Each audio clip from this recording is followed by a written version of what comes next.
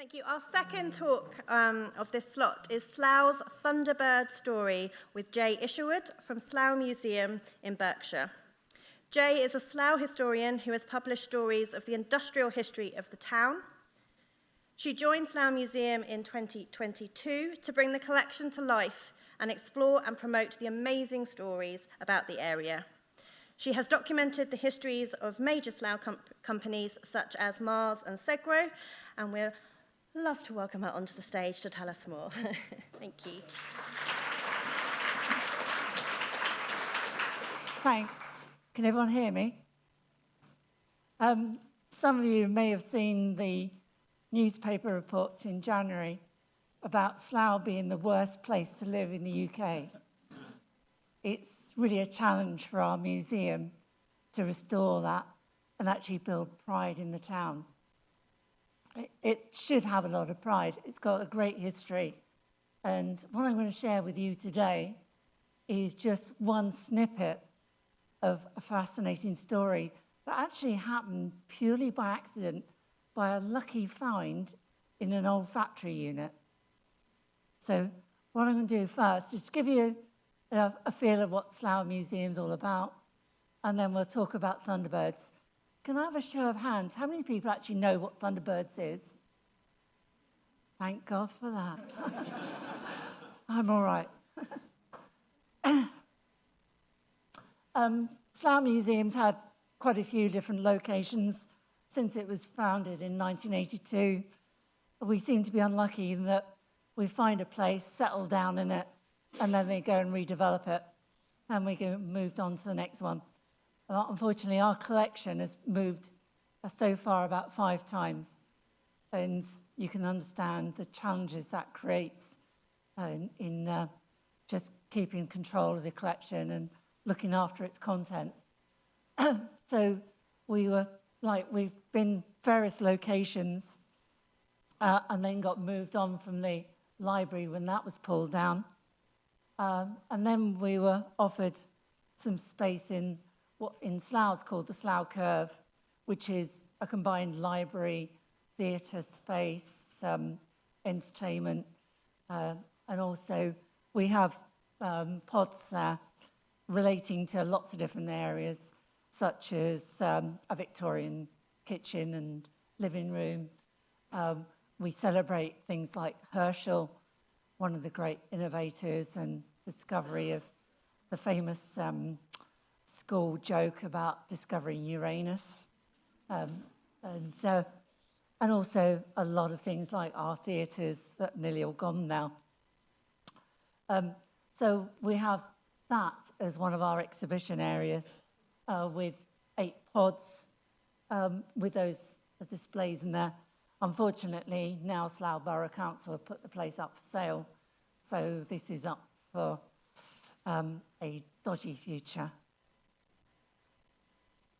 Fortunately, though, when I got involved with the museum back in 2022, I, at that time, had been working as a historian for a major property company known as Segro, Slough Estates Group, by their longer name. And they run estates and warehouses right across Europe and various commercial units. And they own the Slough Trading Estate. And I was lucky enough to document their history, their 100 years century. But what happened then was, as I was trying to do my research, I was interested in what was in the museum. And at that time, I found that the collection was sitting in an old container unit at a college, and even that was under dodgy futures as well. So I campaigned with my employers to say that we need somewhere safer to put the Slough Museum collection. Unfortunately, Segro came along and provided a facility for storage, which is brilliant because it first immediately gave us a chance to sort out the collection. And from there, they then found a second premises that we moved everything to for another time of moving the collection in Buckingham Avenue, or where we are now. Great facilities, and And nicely, SEGRO also helped finance the conversion of what was an office unit into display spaces. So they provided display cabinets. They even put up a data projector, put some audio in the facility, and really converted it into what is now a really useful museum space. In addition to things like the gallery, we have a nice hall where we can use it for multiple things, and it's now used for things like kids' clubs. We even do samba classes in there, so it's getting multi-purpose of use. But really, this talk is about Thunderbirds.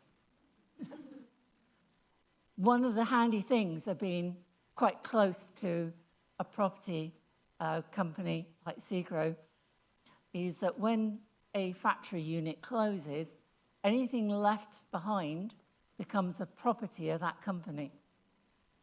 And being close to this company, we get the first call if there's anything that gets found. And these are some examples. So, for example, the car body up there is the body from a car known as the Ford GT40. Very rare car. In fact, a road-ready Ford GT40 is now worth over £1 million.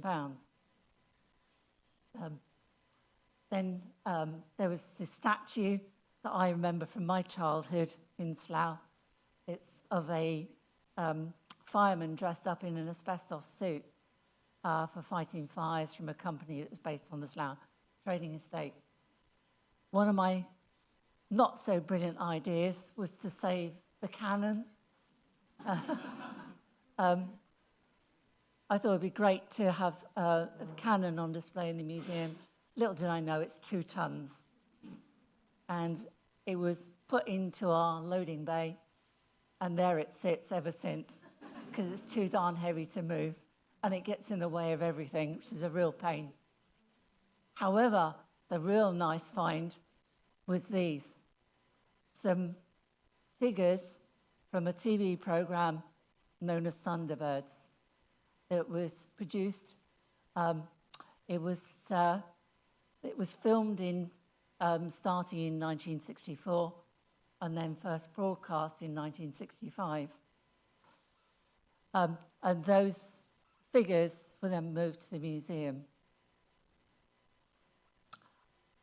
The Thunderbird series was produced by a husband and wife team, Jaye and Sylvia Anderson, who have produced a whole big range of TV puppet-based shows, really showing your age now. Does anyone remember Torchy? Oh, I must be the only one. Oh, God.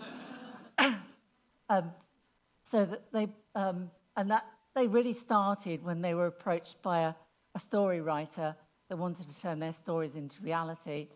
So they came to Jaye Anderson, who was a budding film producer at that time, and said, "Can you turn this into a puppet program, please?" And he started filming this from a big house in Maidenhead, then suddenly ran out of space as the program's developed, and then moved into a unit on the Slough Trading Estate. And from there, started to produce some of the better-known programs like Fireball XL5, Supercar, Stingray, and then, of course, Thunderbirds. They went on to produce loads more programs in Slough, such as Captain Scarlet, Joe 90, Space Precinct, Space 99, and then from there, they did eventually move away from Slough and went to Bray Studios to carry on production. He also was involved in some films, although he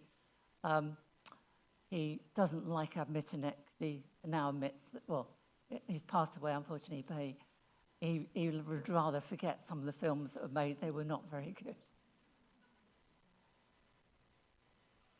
So, with some of these finds and also the collection and also our new location at Slough, in the middle of the Slough Trading Estate, which is the largest trading estate, or was the largest trading estate in Europe, and also arguably the very first. It started off as a World War I repair depot, and then became, after the end of the war, the units became available and they were bought up by a company that started leasing them out. And we thought it was a great time to celebrate the 100 years of this Slough Trading Estate with some of our finds that we'd found, including the Thunderbirds collection. So I organised a exhibition. Fortunately, the name's disappeared off that. It was called the Slough Trading Estate, 100 years, 100 objects over 100 years. So we had an exhibition of everything that had been made in Slough. And there are so many names that will be very common to you. Let's say some have already been mentioned, but companies like Mars, Aspro, Johnson & Johnson, they were all formed in Slough. And we wanted to celebrate that, as well as showing off our nice Thunderbirds collection that had been kindly given to us. So we did that, and people came along, and suddenly I noticed that we were getting a lot of feedback, particularly about the Thunderbirds exhibition, saying, oh, I've got one of those, or I've got some bits. Because one of the interesting things about when they made this program was that they were on such a fast production schedule that they would build these fascinating sets, film it, and then throw everything in the skip. And of course, there were various residents around Slough that would come round, keep looking in the skip and say, oh, that looks nice, I'll have that. So I started hearing about all these people that had things about Thunderbirds. So that stimulated an idea to put on a Thunderbirds-based exhibition. And also, with it being 60 years since production started, it was an excellent time to celebrate Thunderbirds at 60. So we put the call out. Luckily, on social media, there are two big fan sites for Thunderbirds fans. One's called Fanderson, and the other one's called the Jerry Anderson Podcast. If you're interested in this, do follow them on Twitter. They're really interesting. And luckily, we got involved with them, and they started advertising the event.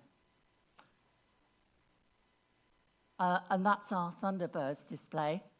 As you can see, we've got various bits of Thunderbirds memorabilia there, and the display, the day really went amazingly well.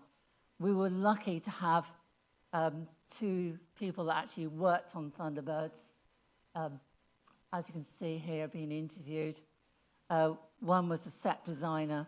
The other one was a special effects specialist. Because one thing that everyone knew about Thunderbirds is the amount of explosions they had. And residents always talk about the amount of flash and bangs that came from their film studios on the estate. One of the great things, though, was the amount of people that turned up to just talk about their experiences. And actually, I could break them into three groups. There was the residents of Slough that just remembered the filming in their own vicinity. There were the true die-hard fans that came along. And there was also a really interesting group to me that was thought-provoking. A lot of youngsters, and most of them were autistic. So there's something about that really seemed to really trigger it for them. And here we've got the set designer, Alan Shubrick, and he just sat there just talking. And everyone was just glued to his stories. It was amazing. So it really went down well, and so much so that we thought, well, let's continue on and see what else we can do. So for this year, to celebrate 60 years since the broadcasts have started, we're doing 3 more exhibitions. So for this year, The first one is on the 10th of May, which is rescues, past, present and future. Past being old vehicles, old rescue vehicles like ambulances, fire engines and so on. Present, I've got St John's ambulance and all the fire, police and ambulances coming. And then the future, of course, is Thunderbirds. It was based on the year 2066. So there's the future for the exhibition. That's the first one. The second one in June will be Thunderbirds Art and Design, because some of their sets were some of their sets were just creations in themselves, and we want to celebrate that. And then the third one in October will be our big one, of where we're going to try and get people back with all their collections to come and share their experiences about Thunderbirds. So to summarize, really, it shows how something small of a lucky find can really grow and grow. And actually, it wasn't the only story I could have told today. We did the same with the GT40s. We had a GT40 day where we had the biggest collection ever of these cars, with multi-million-pound cars turning up at the museum car park. It was amazing. Thank you.